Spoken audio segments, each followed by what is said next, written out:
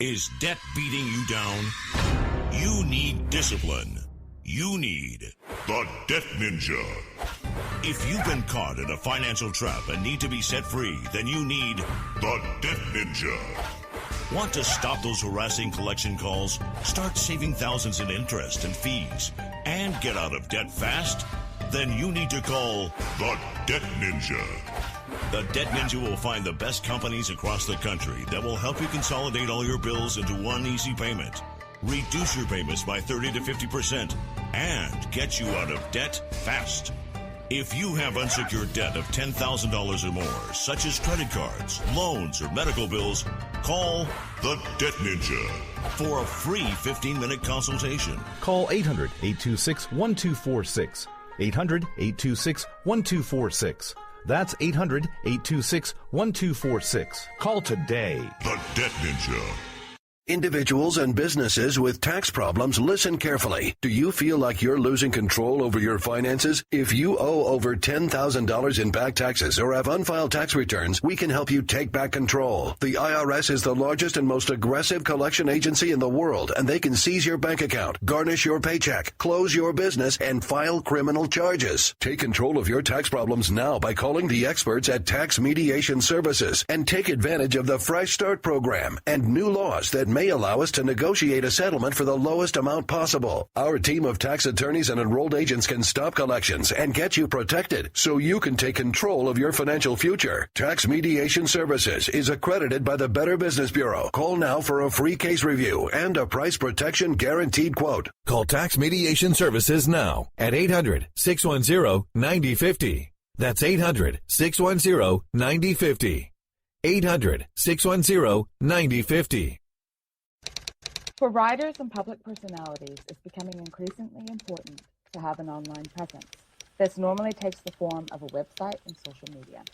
However, things like a cluttered site or broken links can scare potential readers away. It's time to get a health check. Until the 30th of June, Black Wolf Editorial Services is offering a special website health check package. Get a new bio for your site. Have the site navigation and general layout assessed. Get a review of your Twitter activities. Get an objective opinion about your public Facebook page. Find out what works well and what could potentially scare your readers away. And all this for $35. At the end of the day, the face we put online will be the one that most people will see. Let us help you put your best foot forward. Black Wolf Editorial Services, nurturing your writing into maturity. For full details and a list of other services, visit us at blackwolfeditorial.com.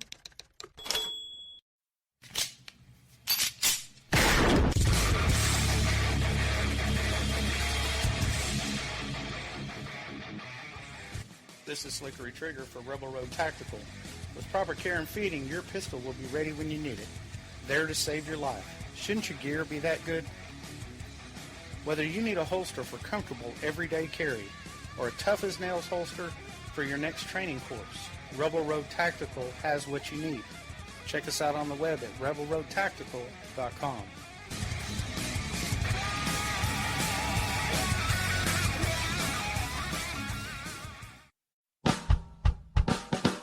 You're listening to the Spark Radio Network, internet radio like you've never heard before. Innovation, creativity, and imagination are all said to begin with a spark. So fasten your seatbelt and take the ride of your life and listen for the spark. The leader in talk radio on the internet, right here on K98Talk.com.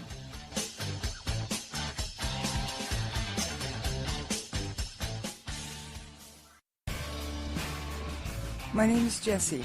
I'm a United States Special Forces widow. This gives me a unique perspective on the world around us. If you're willing to listen, I'll tell you how I see it, and I won't pull any punches. This is my POV, which stands for Point of View.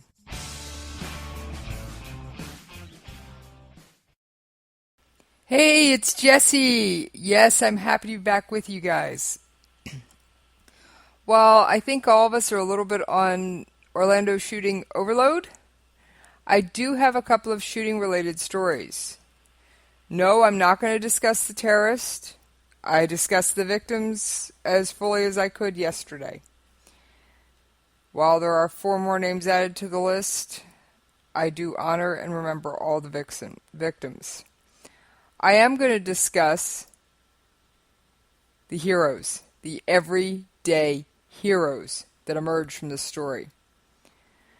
And I've already posted on my website, Jessie's POV, links to the stories, because not all of them could make it into my show today. Which, I'm going to tell you up front, I have to cut just a few minutes short, because I've got something to do as soon as I get off the air with you guys. So, thank you for your understanding. I will be back with you in full tomorrow.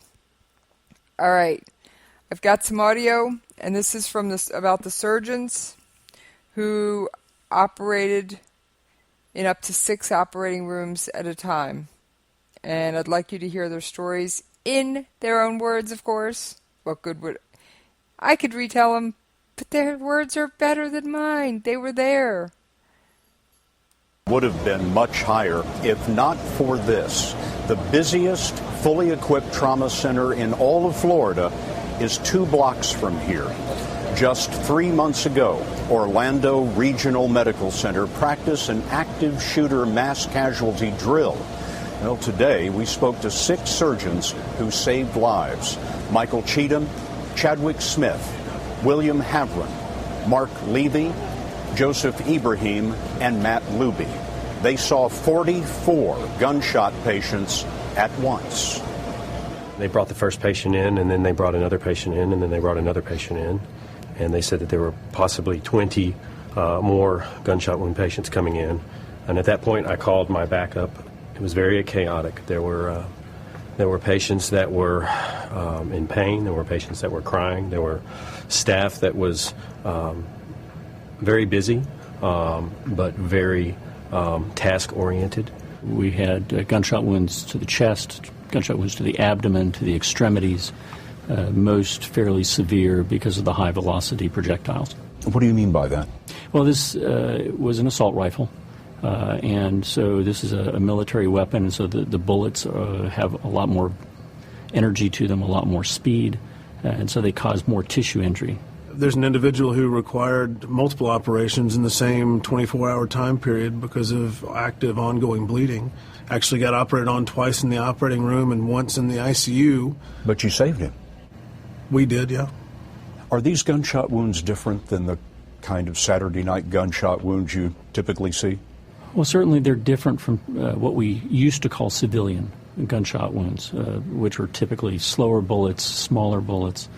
But increasingly we're seeing gunshot wounds from high-velocity military-type weapons almost on a daily basis.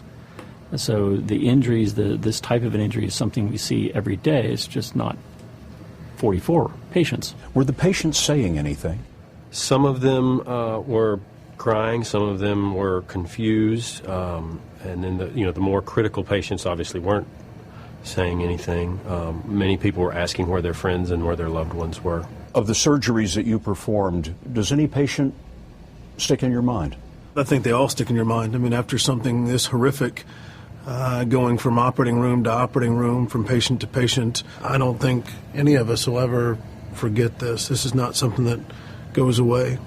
We had hundreds of family members in the lobby of the hospital, all clamoring to know how their loved one was. And I think the thing that has struck many of us is just the devastation to these families in not knowing for hours and hours, because so many of the victims were still inside the club. I was trying to put myself in their position, just not knowing if their loved one was in the hospital or if their loved one was still at the nightclub. And I just want to say that I'm proud that we were there to be there for them, and it's very humbling.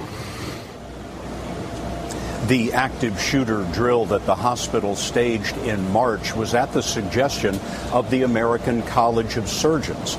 It turns out that since the Sandy Hook killings, the American College has been urging hospitals across the country to do the same. All right. These surgeons, in my mind, are heroes. They operated for hours on 44 people. And I'm going to encourage all of you. There's a photo attached to my blog post. And I don't often attach photos. It's of a surgeon's bloody sneakers. The blood wasn't his. And there's many more stories that I can't bring myself to repeat, of everyday heroes, from a bouncer that opened a door to let a dozen or more people out, that are on my website, jessiespov.com. Please, I'm going to encourage you to check it out. And my website also contains a contact form. So if you have a story you want to share, whether it's from the Orlando shooting, if you've got something you want to tell me, it's an awesome way to get in touch with me as well. I'm also on Twitter, at Jessie'sPOV. Yeah, you hear from me once a day. But trust me, I'm around the rest of the time usually. Unless I'm busy. Now, if I'm really busy, social media goes out the window.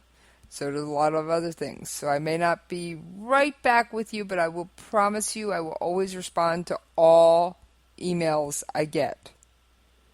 May take me a day, but I will respond. All right.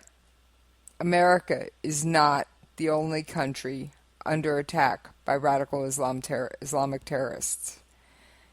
Yesterday when I was on the air doing my story about the victims, across my Twitter feed came a little blip that a Paris police officer had been murdered, and so had his wife. His 3-year-old was rescued. I've got some audio from that. Let's take a listen. Chilling admission of guilt posted online shows the killer of 2 French police officials. Je viens de tuer un policier et je viens de tuer sa femme. Police say the attacker, who pledged allegiance to the leader of the Islamic State group, killed the police commander in a Paris suburb outside his home. He then went inside, took the man's partner and 3-year-old son hostage. He later killed the man's female partner, who was a police administrator. The boy was unharmed. The assailant was later killed by police following a standoff. Video, which could not be independently verified by the Associated Press, appears to be filmed at the victim's home. Actuellement, la police est autour de moi. The 25-year-old attacker lived just a few miles away from his victims in an apartment building. Police officials say he was sentenced in 2013 for recruiting militant fighters, and after searching his home, found a list of targets, including journalists, rappers, and police officers. French President François Hollande said that France is facing a terror threat of a very large scale. Je puisse avoir une pensée pour ce couple. I have a thought for this French police couple. He was a commanding police officer. She was a civil servant at the Interior Ministry, and they have been cowardly murdered by a terrorist yesterday. This is incontestably a terrorist act. France's Interior Minister said Europe is facing a threat that will go on for a long time. France is on high alert as it prepares to host the European Championship, a month-long soccer tournament. The country has been under a state of emergency since it was attacked by IS militants in November. Hollande said that France is not the only country affected by terrorism, referring to the attack in Orlando at a gay nightclub. Just hours before the police officials' killings, Paris remembered Orlando's victims, illuminating the Eiffel Tower in rainbow colors. Padmananda Rama, The Associated Press. No, we are not the only country facing attack. We are one of the largest and most able to handle it. Americans have always come together in times of tragedy. And I call upon everyone in the sound of my voice, and you to grab your friends. And let's stand together as Americans. Let's get rid of the hyphens. You're not a gay American. You're an American.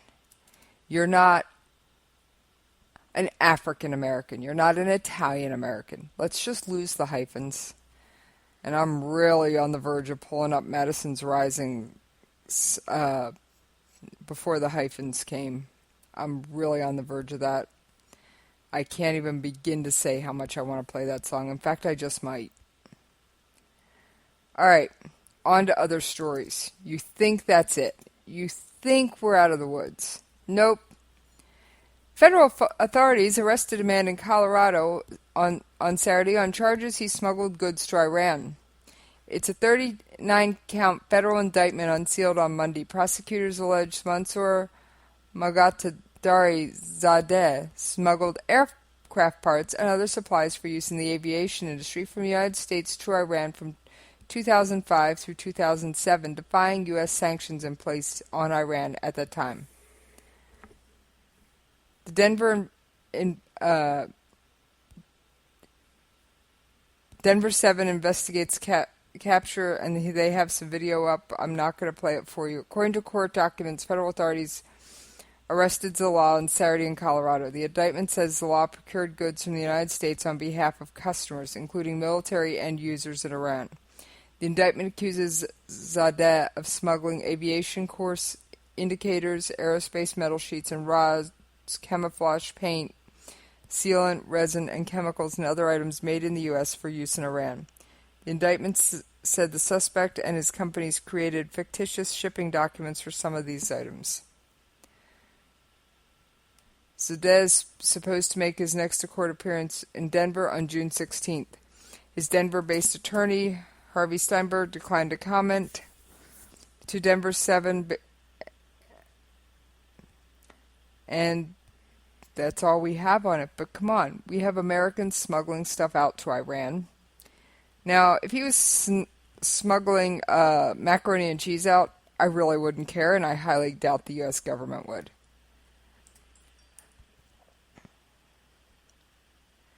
Now, there are more stories to get to. Trust me, you're taking a trip through my inbox here. I subscribe to quite a number of online news aggregate services, some of them inside the U.S., most of them are not. I've got the Wall Street Journal posted an article that says NATO Secretary General welcomes an increase in military spending by Europe and Canada. As you know, we are the largest contributor to NATO. And I'd like to thank those countries for stepping up and contributing a bit more, because I have a feeling we're going to need it. I keep praying that we are not seeing the start of World War III, but when you get stories like this in your inbox every day, you can't help but wonder. There, on June 13th, this article discusses the Pakistan-Afghan border. The situation remained tense at a border crossing on the Khyber Pass. Now, for those of you who don't know, that was a major point of contention between U.S. soldiers during the war. A lot of times terrorists would flee through the Khyber Pass and into Pakistan. There was nothing we could do. We could not step into Pakistan to pursue them. Zawar Zahid, police chief of Afghan's Nangarhar province, said on June 13th that one Afghan security officer was killed and 6 were wounded in the incident at the Torkham gate crossing. Zahid said Pakistan forces opened fire after the Afghans asked them to stop construction working at a new gate. He claimed the gate is located on no man's land. However, Pakistani officials and Afghan side started shooting when the construction work began on the new gate, which Pakistan claims is located in Pakistani territory. On the Pakistani side, 2 guards and 9 civilians were reported wounded. Radio Marshal reported that firing from both sides can be heard on the afternoon of June 13th. Islamabad summoned Afghanistan's Chargé d'Affaires to complain about the violence. Chargé d'Affaires is the second in charge at an embassy.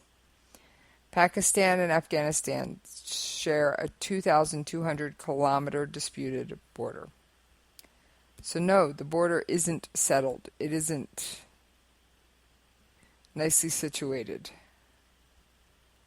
Like I said, you guys are taking a trip through my inbox today. All right. recent news, and if you follow me on Twitter, you may have already seen me tweet this out, but we're going to discuss it anyway. North Korean hackers stole wing designs for a U.S. jet fighter. Photos of parts of spy planes from a South Korean and photos of parts of spy planes from a South Korean company. This is according to authorities in Seoul. This is the latest in a series of alleged cyber attacks by Pyongyang. Alright, you know I discuss North Korea frequently. They're always up to something, and this is no exception. More than 40,000 documents related to the defense industry were stolen in attacks on 2 companies that began in 2014 and were discovered earlier this year, according to the Korean National Police Agency on Monday. One of the companies, Korean Airlines Co., said it was told by police its systems had been breached. Among the documents stolen were wing designs for an F-15 jet fighter and photos of parts of unmanned spy planes. Korean Air makes aircraft parts for South Korea's military, which flies F-15s. A South Korean military official said that the leak wasn't of sensitive information, such as F-15 engines or electronic system. The leak will likely have a negligible impact on national security. The police said that by detecting the breach, they prevented what appeared to be the start of a larger-scale cyber attack.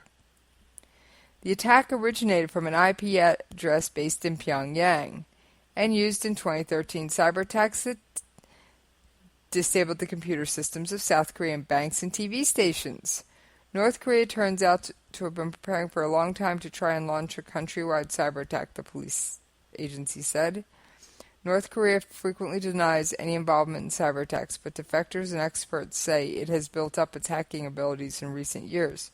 There is no immediate reaction from the North to Monday's announcement. U.S. investigators believe a unit of North Korea's main spy agency devoted to cyber warfare was behind a major hacking attack on Sony Pictures in 2014. The latest incident also includes the theft of around 2,000 files related to communications equipment in South Korea. Earlier this year, South Korea said North Korea had tried to attack computer systems that controlled transportation systems. Alright, why is this important? Well, 1, it's the Hermit Kingdom. 2, it's not the only thing they're up to. Nope. North Korea may be significantly expanding its nuclear weapons production and could have added 6 or more weapons to its stockpile in the last 18 months. This is according to a U.S. research institute. Hang on, I'm just trying to scroll down to see the rest of the article. My computer's decided to stall on me. The Washington-based Institute for Science and International Security estimated last year that North Korea had 10 to 16 nuclear weapons at the end of 2014. It based that conclusion on an analysis of the country's productions of weapons-grade uranium and plutonium recovered from spent nuclear fuel.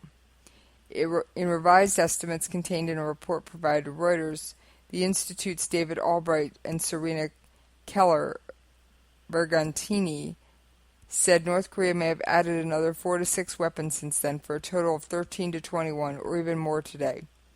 The report said the 13 to 20 estimate did not take into account the possible production of additional highly enriched uranium at a second centrifuge plant thought to exist in North Korea.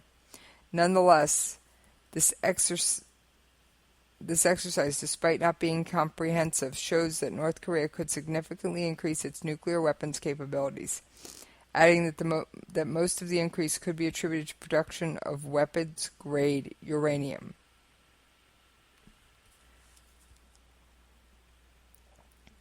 Yes, I just said weapons-grade uranium.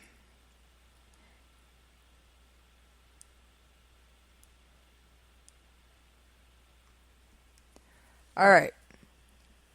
And a senior State Department official told Reuters that North Korea had restarted production of plutonium fuel. indicating it intended to pursue its nuclear weapons program in defiance of international sanctions that followed the fourth nuclear test in January. The Institute's report said the group independently confirmed activity inside the radiochemical laboratory at North Korea's Yongbyon nuclear site. It said commercial satellite imagery from June 8th did not show direct signs, but noted indirect signatures are associated with plutonium separation there. These include the removal of tanks previously spotted in front of the laboratory's reception building, and signs that a coal-fired steam generation plant may have been active on June 8th. The report also noted signs of external activity at a site the Institute identified as a possible isotope separation facility that could be used to produce tritium for thermonuclear weapons that North Korea has said it intends to develop. North Korea vowed in 2013 to restart all its nuclear facilities, including the main reactor and a smaller plant at Yongbyon, which was shut down in 2007 as part of an international disarmament for aid deal that later collapsed. North Korea announced at a rare congress of its ruling Workers' Party last month that would strengthen its nuclear weapons capability. Alright. That ain't cool, guys. North Korea getting the nuke, not cool. Alright, I do have some audio on this. Let's take a listen.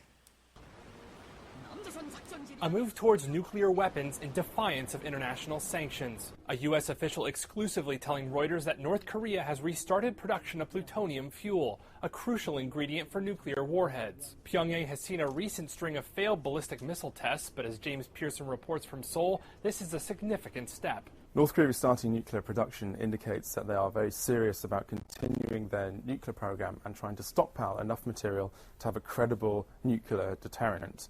The other interesting thing is this is very much in line with North Korea's official ideology of Pyongjin, which is the parallel development of their economy and their nuclear weapons. The difficulty for people on the outside is how do we tolerate them having their nuclear weapons, yet at the same time developing their economy, which ultimately is something which might actually improve things for the millions of North Koreans.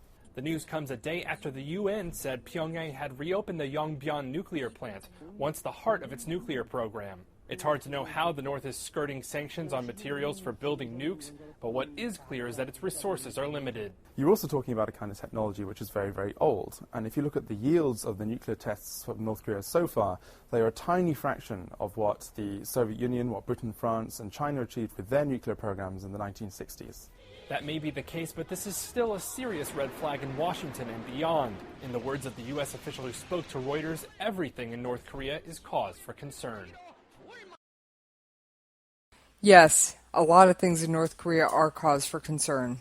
North Korea is the hermit kingdom. Alright.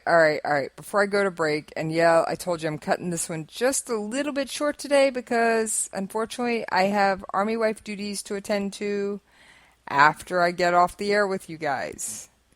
Alright, we're going to take a quick commercial break, and then I've got more news for you.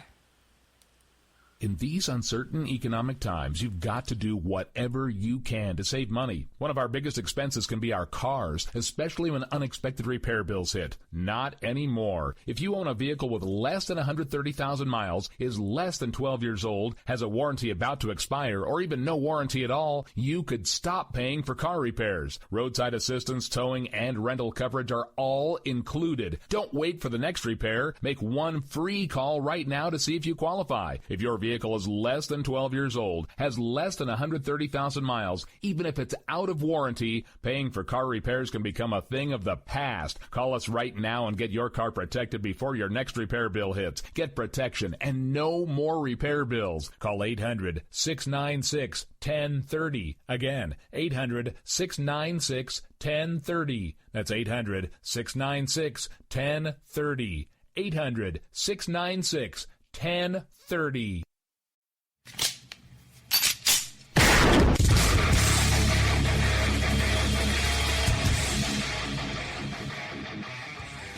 This is Slickery Trigger for Rebel Road Tactical. With proper care and feeding, your pistol will be ready when you need it. There to save your life. Shouldn't your gear be that good? Whether you need a holster for comfortable everyday carry or a tough-as-nails holster for your next training course, Rebel Road Tactical has what you need. Check us out on the web at rebelroadtactical.com.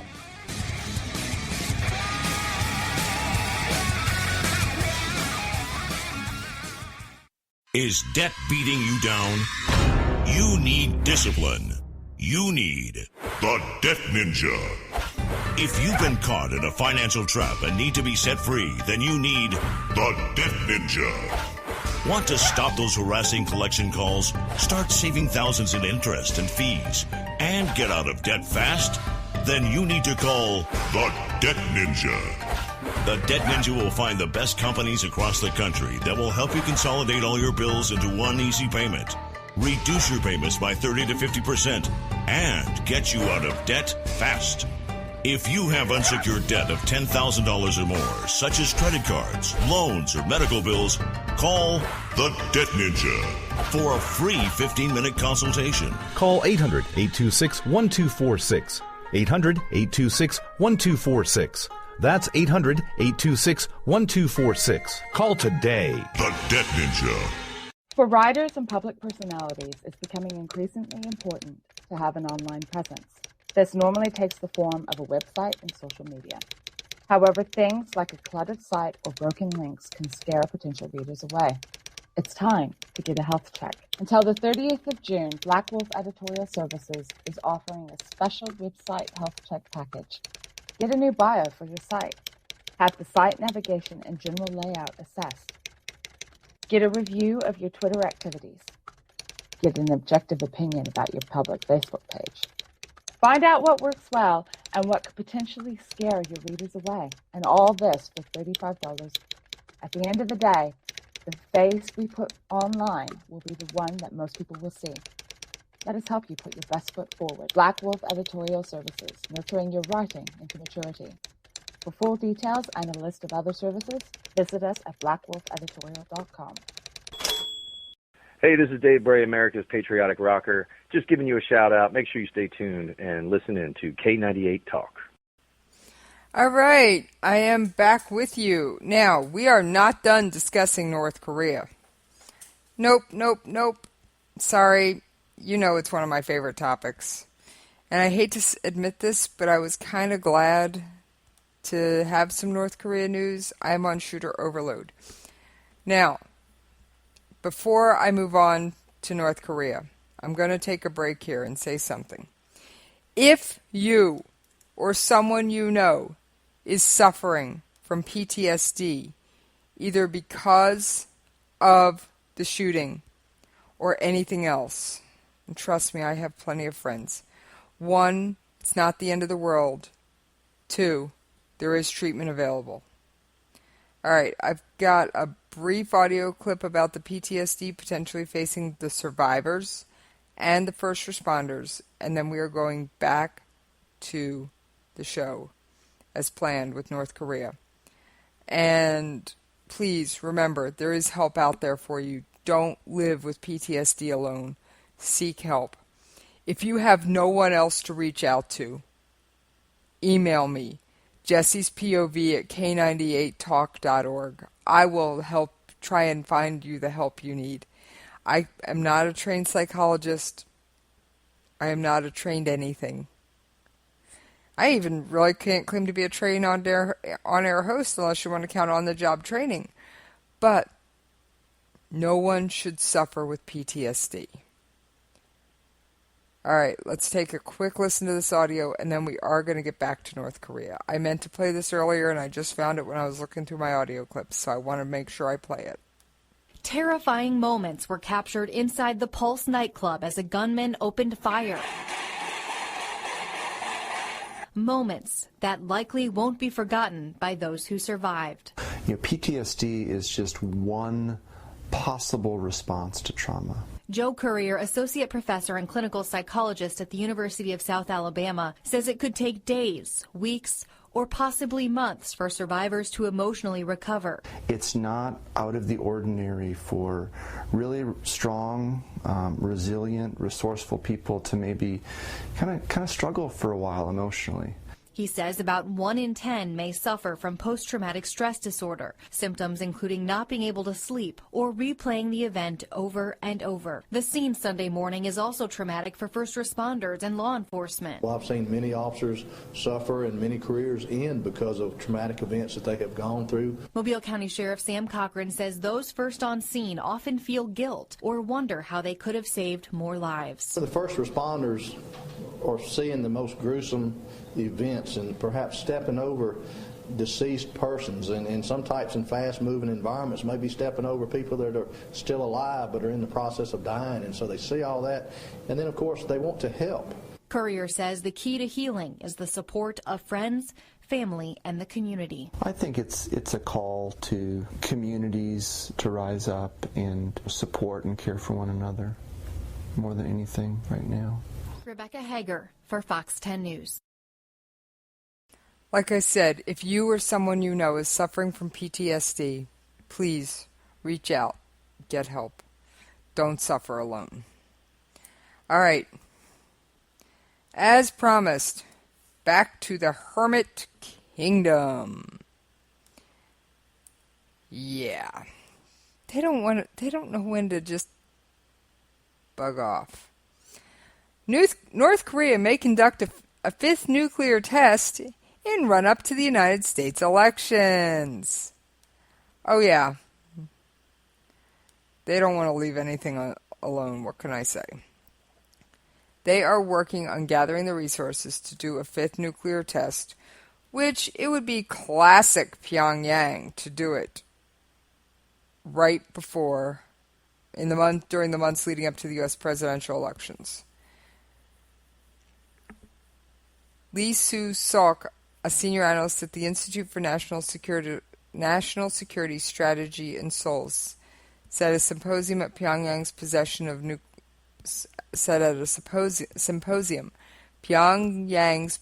of nuclear weapons has been presented to the world as a fait accompli and will be used to develop its foreign policy. North Korea will also probably use all means at its disposal to break away from sanctions and try and persuade the United States to return to the negotiating table. In the run-up to the elections, North Korea could show a willingness to improve relations in the future with the future U.S. president. But Pyongyang is not going to give up its nuclear weapons for dialogue, and wants instead to use talks to gain recognition. If that doesn't work, additional nuclear tests are likely, because North Korea wants to prove to the international community the implementation of sanctions isn't working. Washington has said that it is open to dialogue with Pyongyang, but only on the condition it is willing to give up its nuclear weapons. Other factors such as the domestic situation in North Korea could play a role in the country's future decisions. North Korea's socioeconomic elite could be buckling under the pressures of sanctions, and with the economic difficulty, the loyalty of North Korea's military could start to wane, in which case Lee said the leadership will conduct a nuclear test to cement the authority of the regime. North Korea denuclearization is a high priority in South Korea, where President Park Geun-hye said Tuesday that the country is facing a critical change in North-South relations.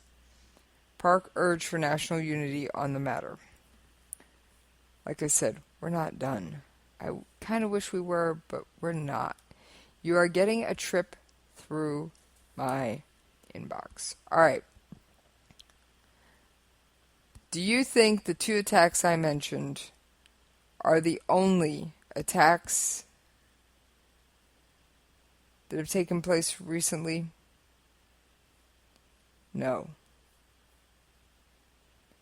They are not. I've got a couple of others I want to mention. I'm just going to briefly list them off. Bomb kills soldier in Banu. 4 policemen killed, 2 injured in attack in northwest Pakistan. Roadside bomb kills 11 civilians in West Afghanistan. Suicide attack kills 3 in East Afghanistan. Man dead in Rahim Bazaar grenade attack. 1 killed in Lodi landmine blast. Roadside bomb kills 2 police in northwest Afghanistan. Yeah. We're not the only ones under attack, and I don't ever have time to list all the attacks that occur. Wish I did. I don't. But I do the best that I can to bring you the highlights. And occasionally, like today, I will read the list, which seems ever growing. I mean, you'd be amazed what I find in my inbox. You really would. Maybe one of these days I'll just post some of the stuff. I mean, like I said, I'm signed up on a number of websites. All right, I have another defense story. And yes, my ADD is kicking in, so you're just going to have to bear with me. This is another hacking story, but this was conducted by white hat hackers.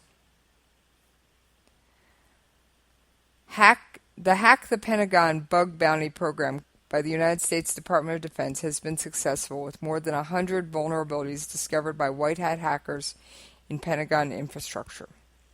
Around 1,400 white hat, as in ethical hackers, participated in the Hack the Pentagon program and were awarded up to $15,000 for disclosures of the most destructive vulnerabilities in DoD networks. This is according to Secretary of Defense Ash Carter at a technology forum on Friday. Like I said, sometimes hacking is good. Most of the time, I have to say it's not. Most of the time, there's no good that comes of it. But in this case, I'm going to call it beneficial. All right. One more article, and I promise we're probably not too long before getting out of here. I have a couple other things. And this is back to China and the Philippines and the disputed islands. The Chinese maritime police had a confrontation with a group of Filipino activists who attempted to place a Philippine flag on Scarborough Shoal on June 12th.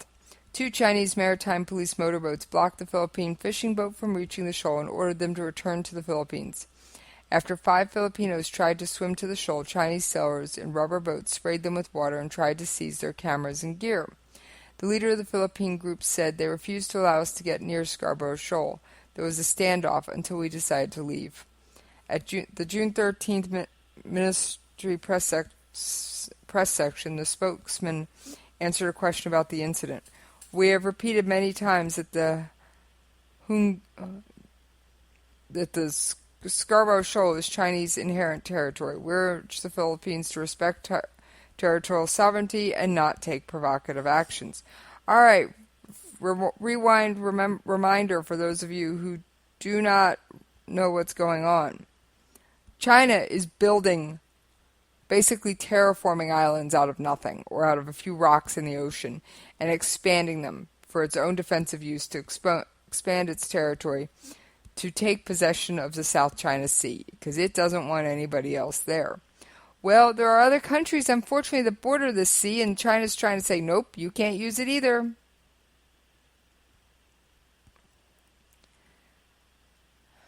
So, China, the issue is actually currently under arbitration at The Hague. So yes, there is an international arbitration court. China's already said, we don't care what the verdict is. We're not going to abide by it. All right. Russia, U.S., Syria, Turkey. Got a brief thing on that. And I do mean brief. They discussed the situation in Syria, including possibility of the Russia-U.S. interaction to fight with the terrorist organizations there. And this is according to Secretary Lavrov from Russia. He emphasized the need for U.S.-oriented Syrian anti-government forces to disassociate themselves from the al-Nusra Front group, which has links to al-Qaeda and is engaged in an offensive under the cover of moderate opposition detachments. He also pointed out that it was inadmissible for terrorists to be supported through open border. Inadmissible for terrorists to be supplied through the open border with Turkey. Russian hostilities to Turkey's open border for terrorists has become a continuous theme in Russian talks with the U.S. and NATO. Its centrality in the discussion suggests that the Russian judged that closing the Turkish border would effectively end the terror problem and probably the civil war. Russian concern with this issue raises the prospect that the Russian-led coalition is prepared to do something about it. The border is a potential flashpoint between the U.S.-led and Russian-led coalition. All right, flashback reminder here. A couple weeks ago, I thought World War III was going to start. Turkey invaded Syria in an attempt to secure its border. Now, Syria, Bashar al-Assad, is backed by Russia. Turkey is backed by the United States. And yes, Turkey had U.S. aid to get into Russia, mostly air support. But we helped them. Now, if Turkey then decides to begin bombing, Russia begins to decide bombing Turkey. Turkey, who is a NATO member, will undoubtedly cite the fifth clause. An attack on one is an attack on all. And under that clause, we would have no choice but to get involved. I know, none of us like to hear it, none of us like to think about it. Alright, I've got one more story, and then I'm cutting out a few minutes early tonight, because unfortunately I have somewhere else to be. How would you like to have to dumpster dive every day just to eat? No, I'm not talking about homeless veterans in this country. I'm talking about Venezuela. Each day at dusk, the unemployed converge on this sidewalk trash heap in downtown Caracas, picking through rotten fruit and vegetables tossed out by nearby shops. But it's not just the jobless that search through garbage for food. They're joined by many who still consider themselves part of Venezuela's middle class, even though their living standards have long declined, pulverized by triple-digit inflation, food shortages, and a collapsing currency. 19-year-old Josriana Capote comes to this trash heap to help supplement her pantry. She recently completed an internship with Coca-Cola. In Venezuela, the situation is very difficult. Before, you could get food, but not now. You wait for hours in the line and you don't get anything. So it leads us to come here to see if we can get even a small quantity to be able to eat. While some come to the trash piles to eat, many more seek the opportunity to earn some cash during tough times, reselling passable produce. Venezuela's poverty had eased under the rule of the late President Hugo Chavez, but it's once again on the rise, and so-called dumpster diving has grown to be a common practice. I'm doing this due to the need we are facing in our country. Never, not ever, was this seen before. When Chavez was alive, we had never seen this need that we are going through. We go hungry. Nearly half of Venezuelans say they can no longer afford to eat 3 meals a day. While the government blames political opposition of waging an economic war, those caught in the crossfire do what they can to make ends meet. Noreen Nasser, Associated Press. All right, like I warned all of you at the beginning, I do have to cut today's episode just a little bit short because I have Army wife obligations after this. Now, I do have a song I want to leave you with. It is Madison's Risings, Before the Hyphens Came.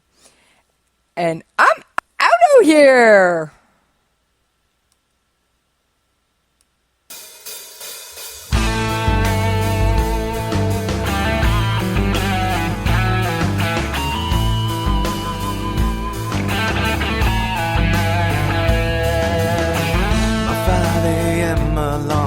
Off and I'm rolling out of bed. I turn the TV on to wake up and clear my head. I catch the news in time to view another stirring of the pot. Talks of inequality and what people need, forgetting what they got. But in these times of opposition, the prejudice runs deep. Dividing us by heritage is all they ever preach. They tell us that they really care. To them it's just a game, 'cause we were all Americans.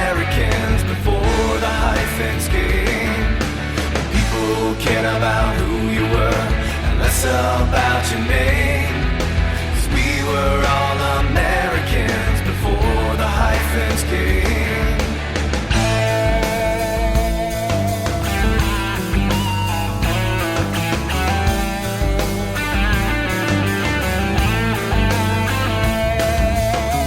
Somewhere down along the line, someone had a great idea. Divide us up by heritage and profit from the fear. But growing up a while back, before the racial trends, whether immigrant, white or black, we just called each other friends. And if we spoke an extra language, it was just another way to pledge allegiance to the flag. God bless the USA. They tell us that they really care. To them it's just a game. 'Cause we were all Americans before the hyphens came. And people cared about who you were and less about your name. 'Cause we were all Americans before the hyphens came.